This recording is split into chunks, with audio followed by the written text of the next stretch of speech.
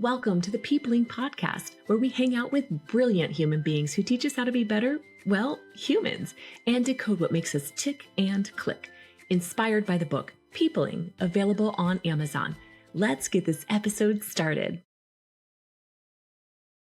Hi, friends. Welcome to the Peopling Podcast. My name is Christy. I'm your host, and I am so excited to get to introduce you to our VIP guest. So the Peopling Podcast is all about communication and connection, and you are in for a treat. Our VIP guest today is Lott, and he's an executive and leadership coach who helps people grow by building better systems for how they think, work, and relate to others. A two-time author and a podcaster, he's currently developing 2 new books inspired by his belief that sustainable growth begins with clarity, connection, and shared understanding. At the core of Derek's work is a simple truth that goals don't fail. People run out of gas, systems fail, and support structures break down. But through his mentoring and his leadership work, Derek focuses on 3 essential elements of healthy organizations and relationships.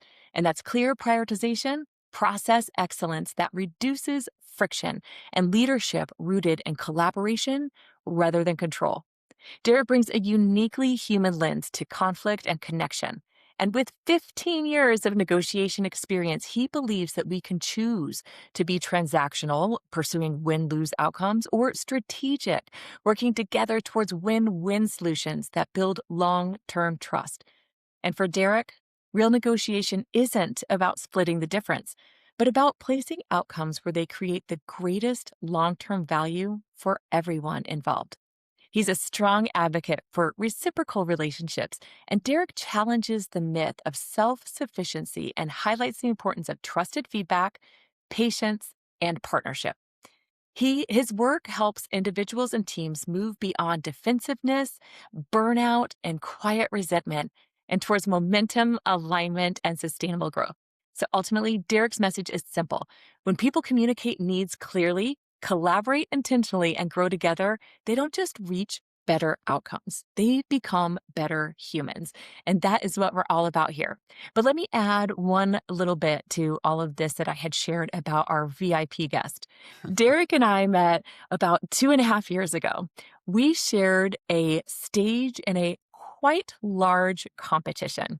It was a pretty hefty one, and it was nerve-wracking for me. And it was a Toastmasters competition called the International Speech Contest. Derek wowed the audience, crushed it, did such a great job, and it was such an honor to be able to share that stage with him. Now, since then, he's gone on forward to make it into the top 8 of the World Championship of Public Speaking. The entire globe, my friends. He made it to the top 8. What an outstanding accomplishment. You see the trophies and awards over his shoulders. And I just learned when we were connecting here prior to hitting record that right after that competition, that world competition, he wound up downloading an incredible book to help others who want to have a powerful message on stage. So we are just so glad to have you be our guest today. Derek, welcome. Oh, wow. I tell you what, did I write that? What an honor and a privilege. I've enjoyed watching you since we were on the stage together competing. I think you're incredible. And I think you're doing an incredible job, not only with your podcast, but your book as well. So I'm looking forward to chopping it up a little bit. Yeah, thank you. We're going to have a lot of fun in our conversation today. And you have a lot to share from a couple of different perspectives. You work with leaders and executives. You work with people who are looking to improve their communication at all levels in life. So let's start first. Let us get to know you a little bit. So tell us who Derek is, what you're up to, how you came to be who you are in the world, so we can connect with you, and then we'll ask some great questions to start unpacking some of that great wisdom of yours. Sure. Professionally, as a person who's spent the last few decades focused on 2 things, turnarounds and transformations, I have found myself busy in small businesses, large corporate situations, mergers, acquisitions, takeovers, you name it, I've been a part of it. And I've learned a few things that you called out in the introduction, and that is that we need to be really fierce about how we prioritize things that we work on, not in just our companies, but in our lives as well. And it really gets down to focusing on what's most important. And once you can do that, you can then establish the systems to get you to the goals that will give you the outcomes that you're looking for. And when you can set the systems in place and the goals, you start getting the results that you need, then you can establish the right culture through appropriate leadership in teams. Now, how that relates to me personally, I've always been a person that's never been afraid to try, and I failed a time or two. But one thing I have learned is that failing is just necessary to get to winning. And winning is only accomplished when we learn from those losses. I'm not one of those people that believe you don't lose. You only learn. No, you only learn if you learn from the loss. There is a loss. You got to put an L on the board. There's a winner and a loser. But if that loser puts their minds to it and focuses on what's most important, the lessons from that loss, they come back and they're better and they're better and they keep at it and they have that resilience to overcome. So those are things I've been focused on throughout my life as I grew up in Chicago and came up through school in Chicago and dealt with a lot of circumstances and probably typical, like a lot of folks, some dysfunction in the home and some other issues with alcoholism, abuse, and other things of that nature, but not uncommon. It's very prevalent in our society to deal with some of these things. So that wasn't my big issue. One of my big issues was that I was fatherless. And when I grew up and I was fatherless, I really struggled with identity because I saw a lot of other folks with fathers and different things in their lives, and I didn't have those things. And mom can only do so much.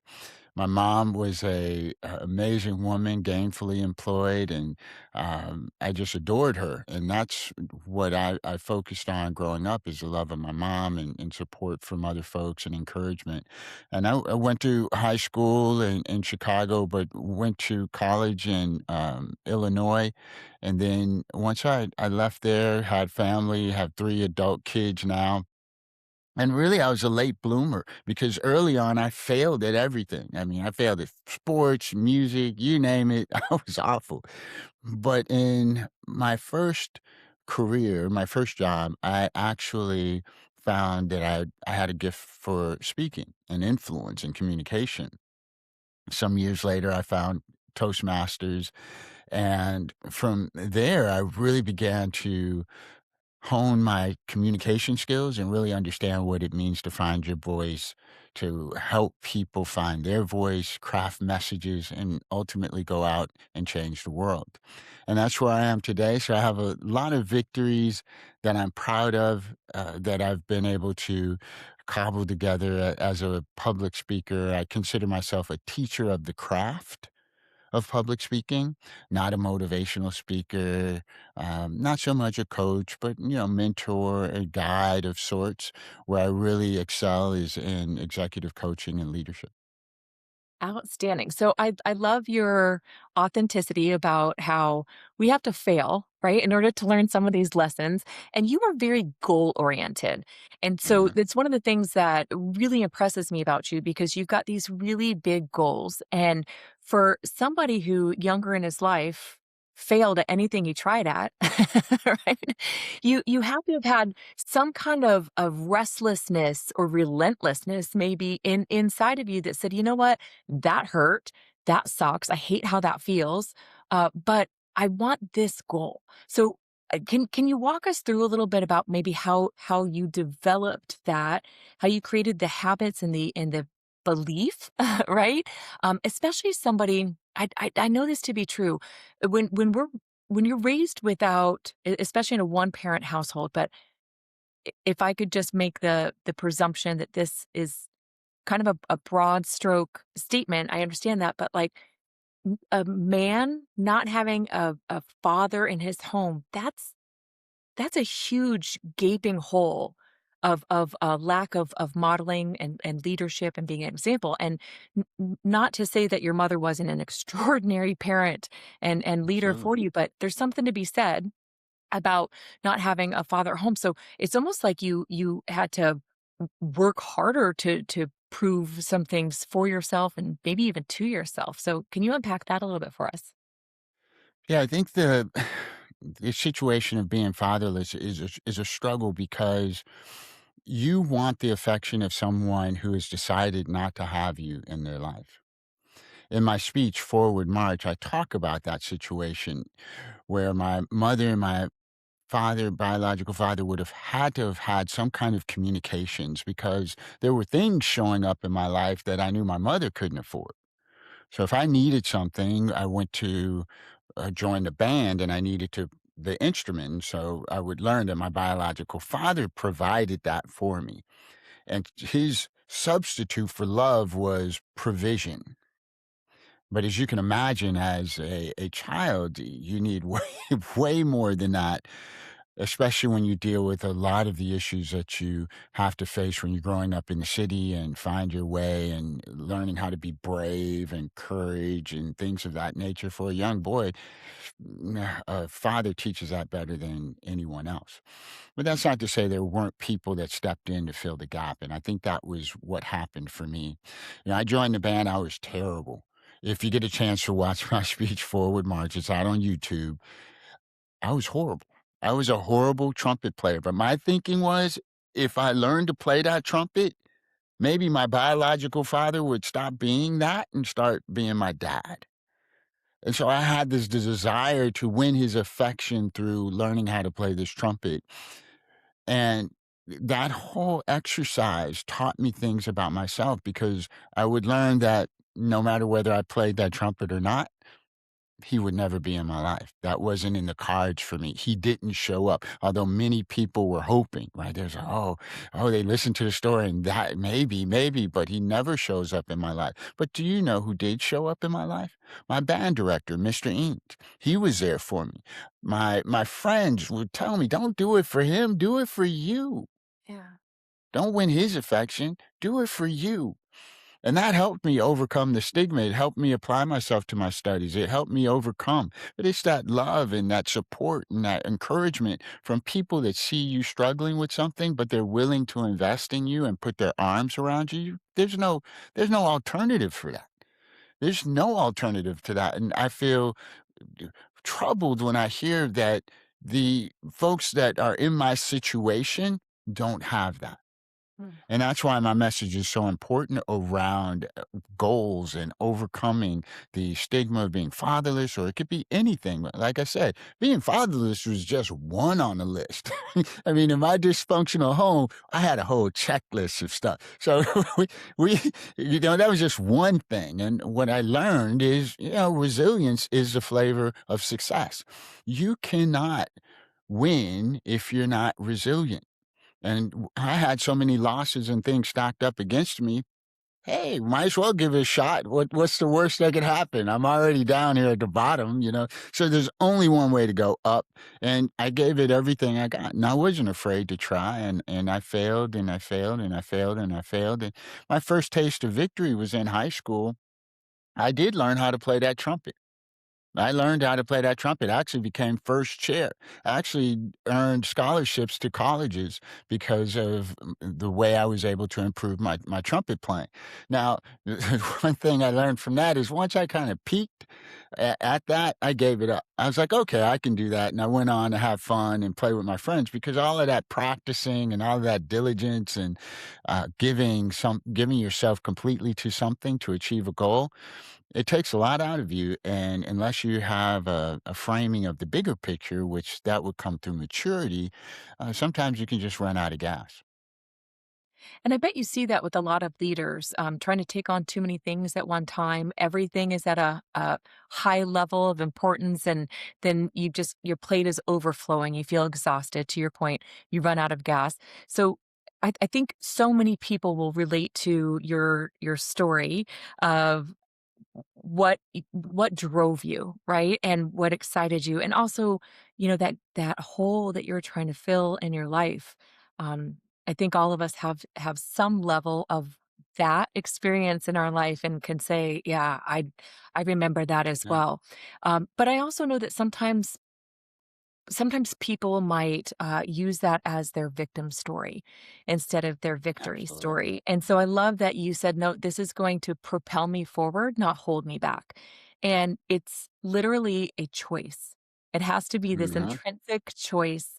And I don't think we could ever be too late to change that, right? And to make that Yeah. choice.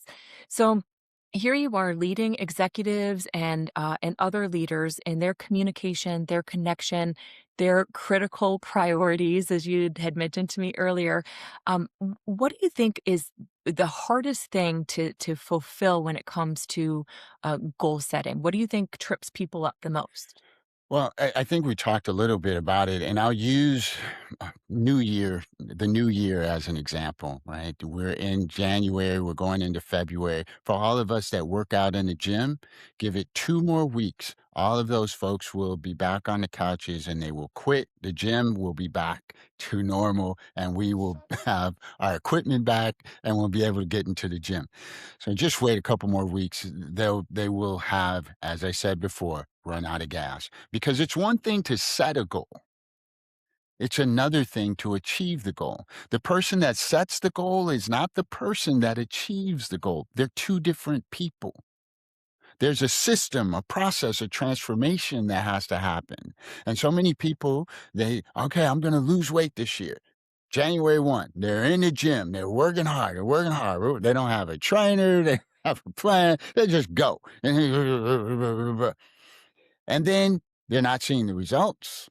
They're not able to keep up with the pace. And so they start slowing down and they start making other choices. Well, maybe I'll go tomorrow, maybe this. And then this negative self talk sets in, the self doubt, the self sabotage. All of these things begin to pile up and you quit. And the reality is, what you want to do, the goal was never the problem. The goal is what you desire. The question is, how do you get what you desire? And it starts with planning and finding the system to get there. What I would tell people, set the goal and in January, start studying and researching what system is going to work for you to get you there. And in some cases, there may not be a system for you. I tell people sometimes if you're trying to be a public speaker and you're trying to make connections and you're trying to get on stages and different things like that, you may realize that there isn't a stage for you because it doesn't exist. And your job is to build the platform, not look for the platform. But you won't know that if you don't spend the time researching and understanding who you are, how you work, what systems are out there, what processes you can leverage. Then, when you find that, you slowly begin to work the system. Why do they call it a system? Because if you run the system, it will get you where you want to go. If you get in a car is a system. You turn the car on, you start driving it, it takes you where you want to go. And today, you don't even have to drive anymore. You get in one of these autonomous vehicles and you just sit there. It'll take you where you want to go. The system takes care of the work instead of you trying to, in your own strength, muscle yourself there. And the reality is, systems will always outpace our own personal work and will. Put a system in place and it'll carry you there. And companies that I've worked with over the years for decades now have had to learn that the hard way. Before we dive any deeper into this conversation, I want to take a quick moment to share a tool that has significantly improved my life, and that's called Growth Day. It's like having world class mentors right in your pocket. There are daily challenges that help grow your confidence, your inspiration, and your drive. Check out the show notes for your link to a free trial, and don't let another moment pass you by without checking out Growth Day. Speaking of the people that you work with, you've talked a little bit in your teaching out there, probably in your books, about blind spots, right? There's these blind spots. We all have them. We all have our own communication style, Sure. behavioral style, leadership style, and we don't know what we don't know, especially about ourselves. Absolutely. And best intentions, right? Yeah. To lead and communicate, and then there's this big gaping hole, and we don't even see it. So I'm like, why isn't this landing? Why aren't I influencing people? Why can't we create this change or the momentum or fill in the blank? Talk to us a little bit about how you help people through their blind spots and where that shows up, especially when it comes to communication and connection. Absolutely. A recent event I was at, one of the speakers talked about you can't see the label from inside the jar. And in the book behind me, the AI driven leader, they talk about you can't read the label from inside the box. Same concept. As people, we're in our skin, we're in ourselves. So we can't see everything about ourselves. Somebody has to be looking at us so they can read the label and tell us what they see from the outside in. I always encourage people. I'm an advocate for mentorship, sponsorship, coaches. I believe everyone should have someone in their life that they can trust across many different areas of their life, financially, socially, spiritual. You name it. You should have someone that can look at you from the outside and read the label for you. And that helps you with the blind spots. One of the things I learned is I kinda knew it, but I didn't know how bad it was, is I really don't like feedback. I don't take feedback well. I have a real competitive streak in me. It's probably 2, the 2 2 I'll just say it's too much, but, with that said, through dialoguing with coaches in certain areas of my life, they kind of called it out. They said, "Derek, you really have a blind spot here. It's not that you are resistant, you are defiant." And I'm going, "Well, I wouldn't be so harsh." They said, "And that's the point. We always give ourselves grace, but we don't Oh. share it to others." And that was a rude awakening for me. And it's been a journey that I've been on. I'm still working on it. I go get feedback and I do my best to hold my tongue. But that's what people outside of us, coaches, mentors, and sponsors can do to help us. They can help us with our blind spots. And it's not just, things like, oh, you don't seem to take feedback well. They may notice things about you that you haven't given it a second thought. That, hey, you've cut people off. You can be dismissive at times, other things of that nature. And we may somewhat know it, but we really don't pay attention to it because we've developed a habit of being that way. And that is something that will only help us if we can allow people to speak into our lives. If you allow someone to help you, to coach you, it's only going to make you better. It sure is. That is a great point. And what you just said a few moments ago, like the truth hurts, right?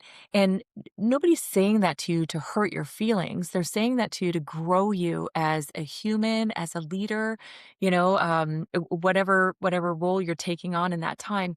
And what's scary for me is if you are a subordinate and your boss has a certain way of being, that subordinate is likely never going to feel comfortable going up and saying, "Boss, you're a jerk. You cut people off," right?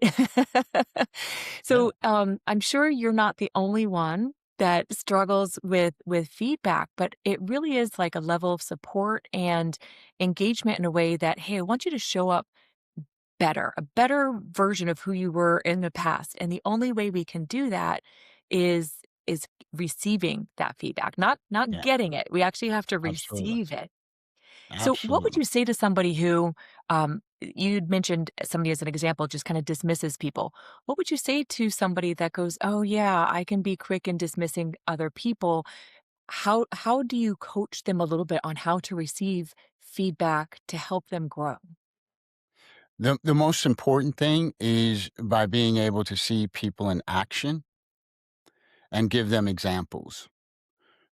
The most effective improvement that I've received from my coaches is them watching me, us being in a conversation, us being in an exchange, or them watching me exchange with someone else, and they calling it to my attention immediately. Hmm. Derek, do you realize that when you were talking to so and so, you really didn't listen? And then I heard what they were saying, and I say, "You're not listening to me now."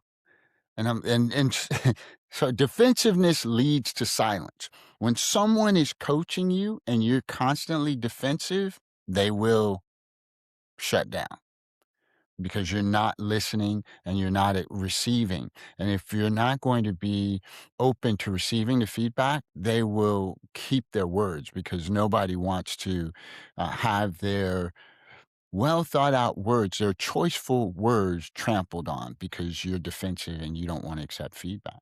So those people that have blind spots, there's a receiver and there's a transmitter.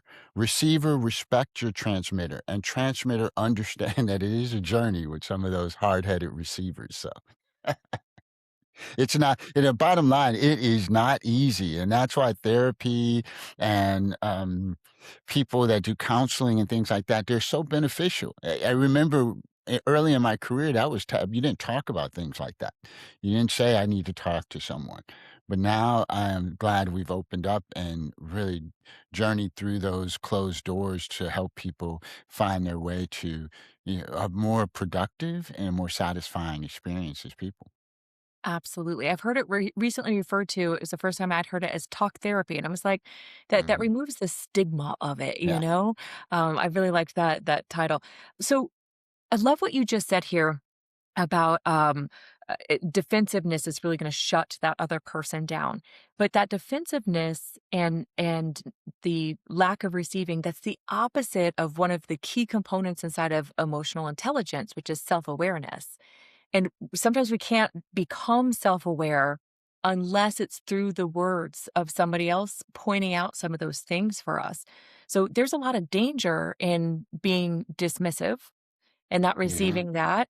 And I mean, there's Yeah. got to be a lot of warnings from you if we don't get this right, right? If a leader just goes, "Pff, this is how I am, this is who I am, Yep. take it or leave it," and probably pushes people out of their organization. But how do you create that? Doesn't create a culture of responsiveness and feeling heard and seen. Like, what would you coach somebody on if they're experiencing that? Let's say they're the subordinate of a leader and the leader's not getting executive coaching from somebody like you. Like, Yeah. how do they manage being inside of that culture and trying to, safeguard and armor themselves? Yeah.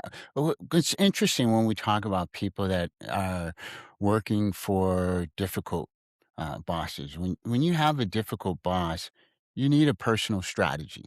Mm, The question is, are they making you feel uncomfortable in the workplace? And therefore, you have a choice. One of the things, if I can warm up to get to this point, because I need people to really understand something. We choose to be someplace. Therefore, we choose to stay someplace. So if you're not treated the way you need to be treated at a job, ask yourself, why am I here? Is it mm, fear that I can't find a better place to work? Is it fear that I'll be ostracized or left out or something like that? People will disconnect from me or whatever it may be. What is your fear that's keeping you in a situation that you're not comfortable? We go to school. We pay hundreds of thousands of dollars to get a chance to make it in life. Think about that. 20 some years. We go all the way through primary, secondary, elementary, high school, graduate degree, all these things, hundreds of thousands of dollars to get a chance at a life. And we know the statistics. mm. Most people don't get out of this thing in good shape. So think about that. We subject ourselves to these things when we have the control. We have the power to change it. So why don't we change it? And I will always tell people, they say, well, I got to have a job. I got to do this. I want retirement, all of this. And I say, hey, we already know the chances are kind of that you're going to be okay. You're going to have to be much more aggressive and take control of your own future and not leave it up to other people. When you do so, you are gambling. People say, oh, no, I don't want to do my own business. That's too risky. That's too this. What's more risky? Grabbing a lever and pulling it for 30 years, hoping you're going to be okay. That's a long lever pull, Christy. 30 years hoping. And many people are working 40 years in careers. And you know what that does? I was talking to my daughter and she said, Dad, when are you going to get out of the workplace and free up a job for me? Right? Because now they push retirement out and we got all these other things. So we're in the workplace longer. We're not supposed to be. So, just make sure you're framing correctly that I got a boss at this, that, and the other. So, okay, well, if there's no solution, the real question is, why are you still there? Now, to get to question, you've got a difficult boss and you're trying to figure out, he's not that bad, but he just doesn't listen to me. He doesn't do this, right? Instead of the art of Tai Chi, I don't know if you're familiar, but some of the audience may be familiar. It's all about leverage. Instead of working against your boss to get him to understand you, you pursue him to understand him deeper. And then you give him more of what he wants than he can actually take. For example, I had a boss that was into details and always wanted to know and needed an update and always this. And I thought it was just so much. I just changed my perspective. I emailed her every hour for a week. I just inundated. Hey, I just want to let you know I was up to this. Hey, I don't know what you got going on, but I got this going on. And she says, why are you sending me emails? I said, well, you want updates. So I just want to make sure you're not missing anything. I'm all over it. Oh, by the way, I've got this update for you. Hold on a second. I'm typing you an email. Are you getting what you need? I don't think you're getting what you need. Let me give you another email. The point was made. And slowly she started to back off a little bit. And so sometimes you have to show people themselves. Instead of trying to get them to understand you, help them to understand themselves and to see what they look like in the mirror. Last story on this, because it relates to me. So I'm an introvert. I'm leading a team, and they would always go out to lunch. So the team would get together, and they'd walk by. Derek, we're getting ready to head out to lunch. You want to go? I was like, no, thanks. You guys have a good time. 2 days, 3 days, a week, 2 weeks. No, thanks. Thanks for offering. But they would always ask. Then one day they didn't ask. They just walked by, walked out, and I felt some kind of way. I felt some kind of way. And so I addressed them. I said, hey, you guys went out and you didn't even invite me to go. They said, Derek, you always say no. Why would we ask you? And I said, well, even though I don't go, I still want to be asked. Hmm. And in that moment, I understood the foolishness in my request. As heartfelt as it is, how could I put that kind of expectation on them when I keep rejecting them? Who wants to continually be rejected? It's the same thing I said before, with defensiveness. Eventually, people say, and they get it, and they go off and they keep themselves happy. And you got to figure your own happiness out, my friend. We tried to include you. So, the point being is don't focus on yourself so much. Often when we struggle with other people, bosses, relationships, it's because we're focused on what we want. And we're not understanding what makes that other person tick and what drives them. And if you show them more of themselves, they will recognize, oh, I didn't know that made you feel that way. And then they have the experience of feeling what you feel. Incredible reverse psychology happening right there. I love the way you said that in like one sentence, and I just took like a half hour to say. No, we needed to hear it with your examples for a lot of different reasons. But so the way I learn is I almost have to repeat what it is that Well I done. think you said, what I heard, right? Yes. A couple of points that I want to hear kind of unpack here. We tend to put unsaid expectations on other people, and then when they don't meet them, we're disappointed. Yeah, I'm absolutely. expecting you to win at a game I never told you the rules of. And unfortunately, most of us are playing in life that way. And Mhm, so I love that story because it just really highlights the fact that what started off almost being like something special, a little gift of them inviting you along, all of a sudden became this unsaid expectation, and then you felt disappointment when it didn't happen. Like, mhm, how does that happen? But it happens all the time. It's illuminated with this one story, but if you really start looking at different parts of our lives, we'll see that that happens all the time. We probably state absolutely. these put these unstated expectations on our coworkers, our bosses, our subordinates, our partners, kids, parents, and then we're let down when they didn't do what we said we were going to do. Absolutely, Another quip absolutely. that I got out of that is when we can help other people see how they show up in the world. Because, like what you said and what I heard are two different things always, right? And what you thought, how you thought you were behaving, is very different than how I saw you behaving. This is one of the things I Mhm, love about Toastmasters. We'll record our speeches, or we'll have somebody give us feedback on what they saw and what they noticed and what they experienced. And I'm like, really? You got that out of my speech? Or I showed up that way? I didn't realize I was, sitting here self soothing the whole time, or that I was in this defensive mode with my hands. It was never my intention. And I never even knew that was the experience you just had from me. But who we are to other people is their experience of us.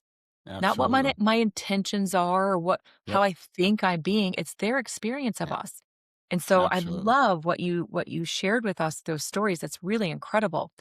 I've also noticed a lot of times with very busy, driven leaders, sometimes they can almost make other people around them, not intentionally, but the result is where we almost feel like we're objects and not people. Right? And it's one of those things, like, it should be part of adulting 101, but nobody really teaches us this, right? Yeah, I need you to do this task. I need you to get this done. And so you're just a thing doing a thing and not a person. So it's really easy to bark out, requests or orders or whatever yeah, else. But how does that have the people at the end of the day feeling, right? So communication and the way we say it, those behavioral styles. I really got into over the last 5 or 6 years into DISC. There's all different types of behavioral and personality styles yeah, that we could learn in. But DISC really helped me to quickly be able to identify what somebody's default way of being is in the world. And so that way I can kind of mirror and match with them, giving them what they need. Your boss that you used in that example, she sounds like somebody who is a data freak, right? She needs mhm, all the information in the world. And if that's you it. are the opposite, you're like, data makes me crazy. I get lost in the sauce with too many details, and you're giving high level information. And she's over here like, I Yeah, need every single step. I need to know everything. You'll never satisfy one another. And it's a relationship that, unless you're speaking her language, which is what you did, and mhm, showed her also how she's showing up. This way, she was able to loosen up that grasp and that control a little bit. But now you also say, hey, she needs more data than perhaps what I feel and my default way of being that she needs. So you know how to uncover her needs, and hopefully she didn't drown yeah, you in all of it. I love that. yeah, no, So, absolutely, absolutely, and, the thing about that is, at first she was getting what she wanted. She's like, "Oh, he gets it now. He's giving me all this thing," but when it keeps coming, you start realizing, "Oh," ooh, and to your point, when you allow that person to see themselves and how they're showing up, they begin to go, "Hmm, mm, I see what you're saying." And they come, and from there, you both can grow. The comment about expectations is really important because if you have children in relationships, the anger, the rage becomes an unfortunate event and outcome mhm, because you're just mad at them because they didn't do what you wanted them to do. You never asked them what they wanted to do.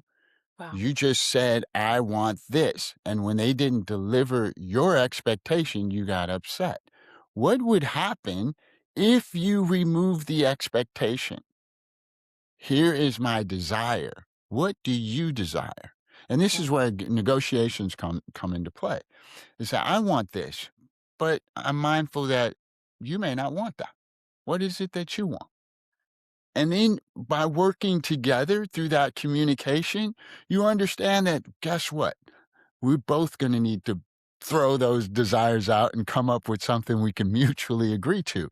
And that's where we miss it. And that comes from having good communication, collaborating, being open. It's working together. It's a negotiation. It's not, to your point, it's not you tell me and I go do. That's win lose. You do what I say or I'm not going to be happy. And even when I was raising my kids, I said I want thinking kids. I don't need them to be compliant. I need them to be committed. Because a committed kid goes much further than a compliant kid.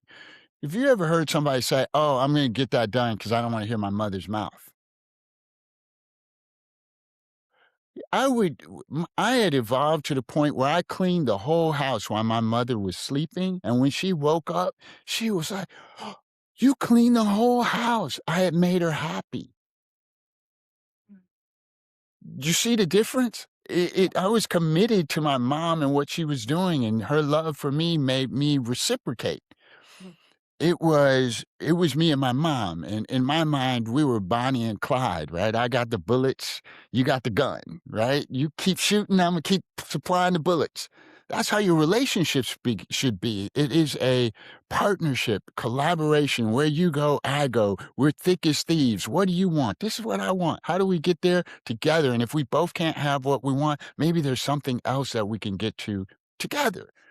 And that's the toughest part. I was, in the small business, world for a period of time, and I was helping small businesses get products and services into big box stores and things like that. And the craziest thing I would run into is I would go to a couple small businesses and I say, "Hey, could you 2 get together and do this solution for us? We'll buy a ton of this stuff." Do you know they wouldn't work together? Really? They determined that 100% of nothing was better than 50-50 of a whole lot. I couldn't understand it. I couldn't understand it. You're probably walking away from a $500,000 in your small business, which is huge for you, but you won't work with that other person. Was it fear of losing? Would they didn't even want to start a negotiation, a conversation? What do you think was the driver Now, there? well, the one thing about people that run businesses is the type A personality. So when you have to collaborate, that means you have to give. Reason why people go out in business of themselves because they don't want to listen to nobody else. They're like, I'm going to go out for business for myself. But you soon learn that you still need people. You still need the network. You still need to collaborate. You still have to treat people with common courtesy and dignity. Those things never go away. And I had to learn that the hard way because I used to, when I first started speaking, is I had no one get involved. I took every care of everything myself. And when people tried to give me feedback, I was like, I've never seen you on a stage. I've never seen you try to do what I do. You go do something, then maybe I'll listen. Well, that's kind of how I started. But as I went through this thing, is everybody's on a different journey, and everyone can add value to everyone if we'll just let them. And when I took that approach, I started getting all kinds of ideas and things were flowing and I was collaborating with different people and it just was and it was much more fun. It was far more enjoyable than trying to go alone. I love that you said that. And, we're kind of becoming a society where everybody's feeling a little confident behind a keyboard to share their opinion, but a lot of opinions aren't helpful, kind, growing the other person. It's almost I want to hurt you so I can feel a little bit better from my life. But I love that twist that you shared on it. That if you really looked at it from this collaboration space and that you want goodness for me, uh, at that point, I'll listen to your opinion and I'm sure you were very selective on who you listened to, right? The people that you knew really Sure. wanted success for you. Absolutely. I mean, you're the when it comes to speaking or whatever ever area it is, you're the CEO. And I think what people need to understand is you make the ultimate decision. So it doesn't hurt you to take feedback. You can always trash it. You don't have to accept anybody's input. Yeah. Why do you let it ruffle you so much? There might be a good idea in there.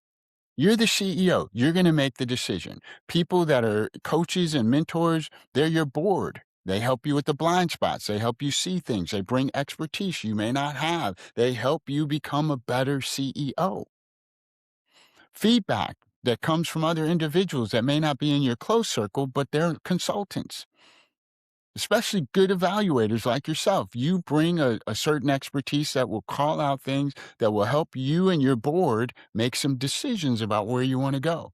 And ultimately, your customer or on the speaking stage, your audience, they're the shareholders. Mm. Your audience spends money to come see you.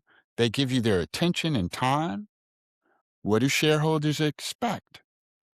A return. They should they expect a return on their investment. So as the CEO, your job is to ensure that your customer, that your shareholder, your audience, that they get a return, that you bring value to them. Everything else is immaterial. Your pride, your ego, and let me tell you, when I catch a plane, I got to buy two seats, one for me and one for my ego. I got a big ego. I learned that from somebody who roasted me, and so I've adopted it. I was like, so, Oh my gosh, but I love that you got roasted. That means you actually, matter to somebody because they had to poke jokes at the truth, and the goal is for it to hurt you. That's so funny. yes, yes. Well, leaders and successful people. I mean, you have to have some confidence and believe in yourself, Absolutely. especially that comes from when there are times when nobody believed in you. Because at the end of the day, when you're not winning, nobody cares. But when you're winning, everybody wants to jump on board. So you've gotta figure this thing out, and it's a complex thing, but it's simple if you'll put people first. Mm. You serve. People don't serve you. You serve others. If you put yourself at service, you're going to be in a much better shape 9 times out of 10.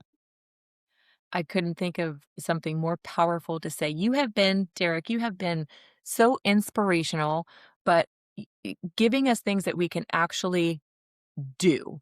And this is where we're going to land in this last Yeah. part of our conversation.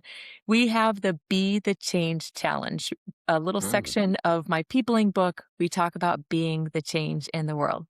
And so you've said so much. I don't even know if there's anything else to say, but I hope you're ready for this question Mm. because I have a feeling we've got one more mic drop coming from you here. So many incredible takeaways. But the Be the Change challenges. What is one actionable thing that you can share with me from your perspective, expertise, and wisdom that we can all take with us and put into action this week so we can be better communicators, better connectors, and better humans? I would ask everyone to find inspiration in their life, to sit down with themselves and work from the inside out and understand what inspires you. Life is far more enjoyable when you work from inspiration versus perspiration, and in some cases, desperation. And more often than not, we are working from perspiration and desperation, and we are not living inspired lives. It is very difficult to find yourself to that place, but you can do it. What inspires you? What motivates you? If you knew you couldn't fail, if you knew you could go do whatever that thing was, what would you do? That's what inspires you. Find your way to that place and work from there. Find a way to focus and keep yourself in a state of inspiration versus perspiration and desperation. Extraordinary takeaway. That made my heart leap when you said that. I was like, whoa. So good. Derek, thank you so very much for your just invaluable time, your priceless comments and perspective. I know I'm changed because of it, and this has just been an extraordinary conversation. And I want to say for our friends listening, please check out the show notes. I'll make sure to put in Derek's information so you can connect with him out there in the wild, but also take the few minutes and watch his video on the World Championship of Public Speaking stage. You will not be disappointed. There's a great takeaway, Thank and also you'll see his presence and his power and the essence of who this great guy is, that you get to see him really shine on that stage. It's quite a beautiful example of what hard work and inspiration can do, because I know that that was just such a big goal of yours for a lot of years. And Mhm. man, top 8 in the entire world. I don't know if people realize how extraordinary of a feat that is. You knocked out hundreds of thousands of people in the competition and put in an extraordinary amount of hours to get there. Well done. I'm proud of you, Oh, my friend. And one more thank time, you so just thank much. you so much for being Thank you. here. It's been a pleasure. This was a treat for me. I have admired the work that you're doing, and I appreciate you allowing me to add my voice to the conversation. I hope there's something that someone out there takes away, because if only one person is impacted, who knows what that one person will go and do to change the world. Wow. Well said, my friend. Thank you so much for joining us. We'll see you next week. Thanks for tuning in to the Peopling Podcast, and grab your copy of the Peopling book on Amazon, and let's keep this connection movement going. Until next time, be curious, be kind, and keep peopling like you mean it.